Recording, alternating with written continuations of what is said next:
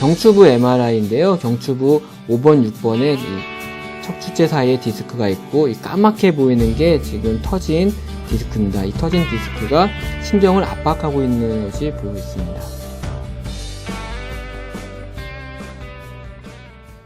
최근에 컴퓨터와 스마트폰의 사용이 생활화되면서 목 통증으로 고생하시는 분들이 늘어나고 있는데요.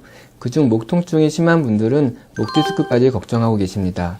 하지만 목 통증은 대개 경추부 디스크 탈출증보다는 경추부 염좌인 경우가 더 많습니다.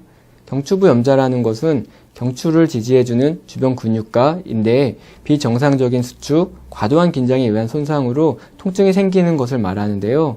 흔히 많이 걱정하는 경추 간판 탈출증, 즉 목 디스크의 경우에는 목 통증과 어깨 주변 견갑골 주변의 통증, 그리고 팔로 가는 방사통과 손이나 팔의 근력 약화나 감각 이상 및 하지의 근력 약화로 인한 보행장애를 보이는 척수병증 증상이 생길 수 있습니다. 목 디스크가 생기는 원인은 잘못된 자세와 습관, 척추뼈와 척추뼈 사이의 물렁뼈인 디스크의 퇴행성 변화로 인한 노화, 갑작스러운 사고로 인한 외부의 충격 등이 있고 이에 대한 치료에는 비수술적 방법들과 수술적 방법이 있습니다.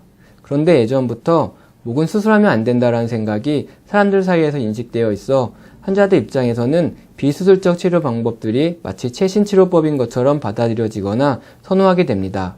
물론 물리치료, 약물치료, 도수치료, 신경주사 등 비수술적 치료로 치료 효과를 볼 수 있는 경우에는 수술적 치료를 하지 않지만 심한 방사통 및 신경압박 증세 소견이 뚜렷하고 비수술적 방법으로 치료 효과를 보기 힘든 경우에는 수술적 치료를 받으셔야 합니다. 과거의 목 디스크 수술은 목의 앞쪽을 경유하여 미세 현미경화에 디스크를 제거하고 인공뼈를 삽입하는 골 유압술을 하였는데요. 골 유압술은 수술한 마디가 굳어져 목 운동이 일부 제한되고 주변 관절의 퇴행성 변화를 촉진할 가능성이 크다는 단점이 있었습니다. 그래서 단점을 보완한 인공관절 역할을 하는 인공 디스크가 개발되었는데 인공 디스크 삽입술은 목의 운동을 제한하거나 주변 관절의 퇴행성 변화를 촉진하지 않고 수술 후 보조기 착용 기간이 골 유압술보다 무척 짧아 환자들 사이에서도 인기가 높은 수술법입니다.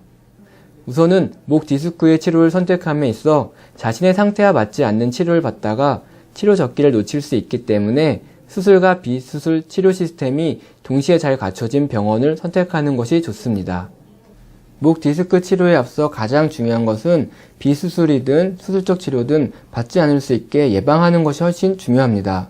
경추부는 척추체에 미치는 무게가 크지 않으나 해부학적 구조상 흉추나 요추보다 약하므로 외부 충격에 견디는 힘이 약하고 불안정한 자세에 견디는 정도가 약하므로 바른 자세를 유지하는 것이 중요합니다.